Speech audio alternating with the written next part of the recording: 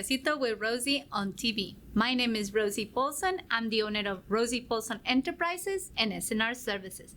I am a commissioner, a public speaker, a Medicare insurance broker, and in 2020, I published the book, Ñeque, The Mindset to Get What You Want. My brand promise is knowledge, connection, success. And the reason why Rosie Paulsen created Cafecito with Rosie is so people like you get to know the leaders in the community that we live, who they are, what they do, and how they make a positive impact. So today I am so honored to invite my friend Norma Berrios. Hello Norma, how are you today? Doing good, thank you. So tell me a little bit about your company, Altura Group. Margie, which is a really good friend of mine, and you are partners in this company. Why was it born? So Margie started the company about 4 years ago, and about a year and a half ago, her and I started talking, and I really had the passion to help small businesses and help them in a way from the financial aspect, which is very crucial when you're starting your business. And as her and I started talking, the same passion and the same drive was in both of us, and so it felt like this is a perfect match to join forces and to help the community and small businesses in the Tampa Bay area. Great. So before we move on to the business side, who is Norma? Where are you coming from originally? Do you have children? Are you married? Tell me a little bit about who you are. So I'm originally from Puerto Rico, San Juan, Puerto Rico. In the 1990s, my family decided to move to Tampa to have a better life and for me to learn English.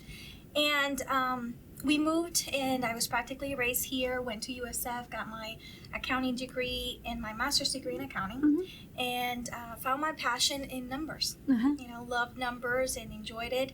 I'm married and have 2 children, a beautiful son who's 11 years old, and my daughter is 9, so my son's going to middle school now. Wow. Totally nervous about it, but just enjoy the community and love Tampa. Right. I mean, yeah.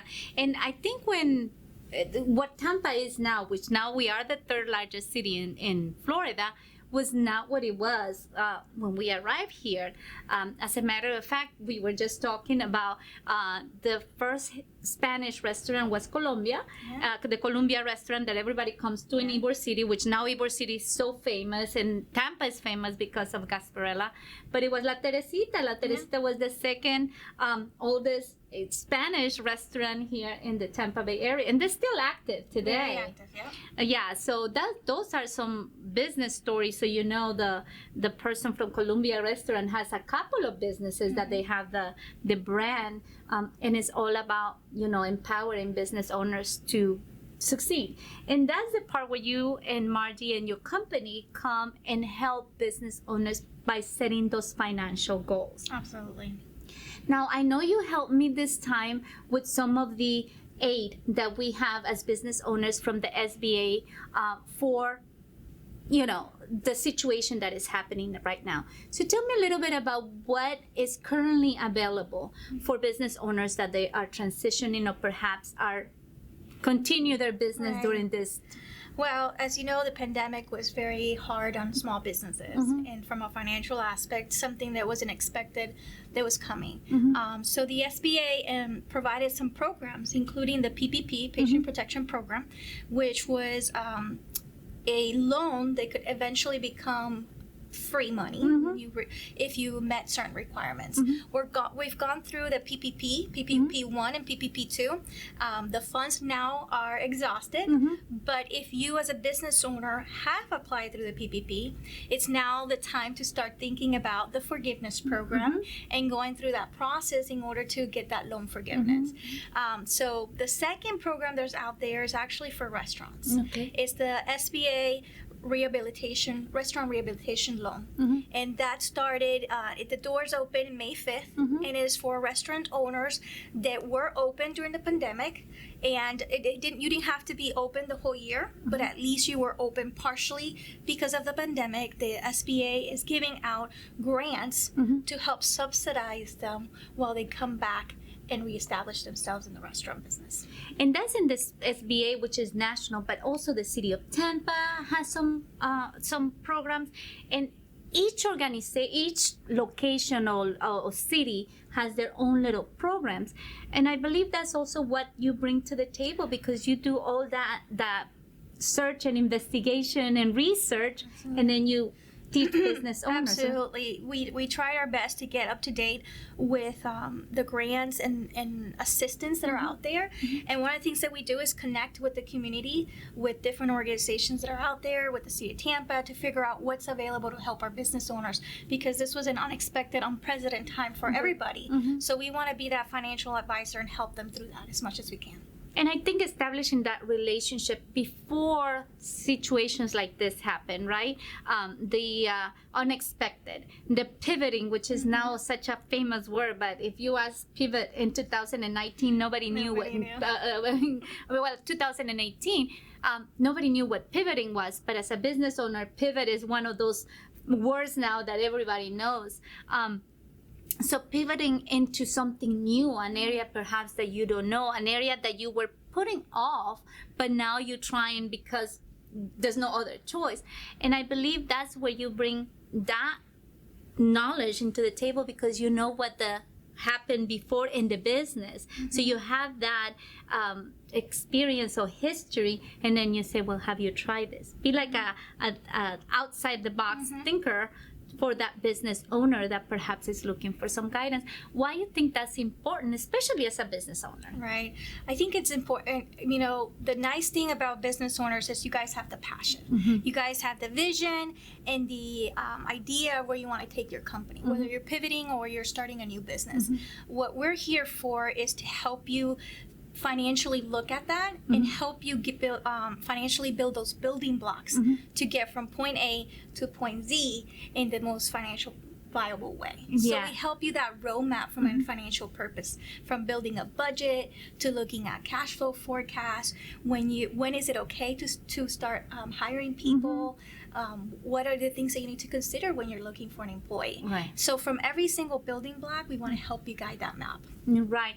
And it's just so important because there's so many steps, right? So there's the I will call the entrepreneur, which is like kind of the first phase. But then you go to small business, and then you go to medium business, and all depends on how large you want to take the company. And you're right, we the owners are the visionaries, but you guys work it from the vision backwards, so we can go ahead and achieve those visions, right? And like you become part of the team. You might not be in the same building as the team, but because you know the pattern and history of this business and you are invested in it, you feel as part of the team because you are part of that team. Absolutely. There's a trust factor with your accountant that we take very, very seriously because it's a privilege. You know, financial data, financial information is sensitive, and not everybody, you don't trust everybody to entrust those information. So we take that responsibility very serious, and we do become part of your team. You know, it's part of helping you achieve that goal. And so we are technically part of the family and making sure that you achieve it. Because if you achieve, we succeed. And when we help you achieve, you know, help achieve that dream is a success for us. Right.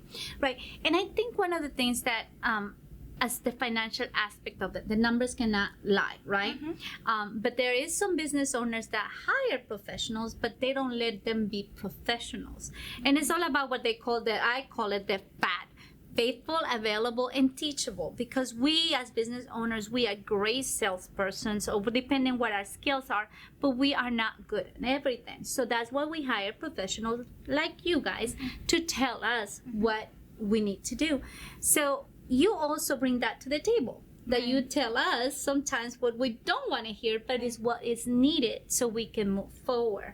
And I believe that's part of it's a big, huge part of the trust factor that you're talking about. Absolutely. I think that one of the things that I enjoy most about our profession and what we do and the passion that Marggie and I bring to Altura Group is the education factor. Because a lot of small business, you're starting up and you have so many things that you have to handle, and they might not understand the financial aspects. And it's our role, we feel it's our responsibility to educate our clients, to understand what a balance sheet is, what's a loan, what's the process of a budget look like. And as you start familiarizing with those items, you start learning them, and that trust factor starts building in.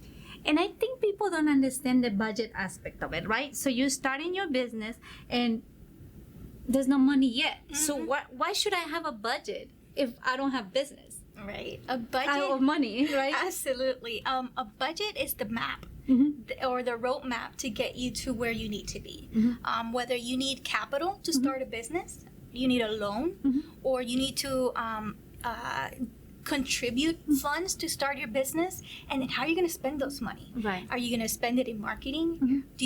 Are you going to spend it in other items to grow your business? So it becomes that little roadmap, that building block from step 1 to 2 and 3 to guide you financially. And it kind of it brings that conceptual vision into paper. So you can actually now measure, am I on task? Am I a little bit behind? Do I need to adjust that vision? Right. So that I definitely feel that the budget becomes that tool to conceptualize that vision into something tangible. Thank you. Well, Norma, thank you so much for everything you do for our community. Continue to help out. Continue living your dream, because this is your American dream.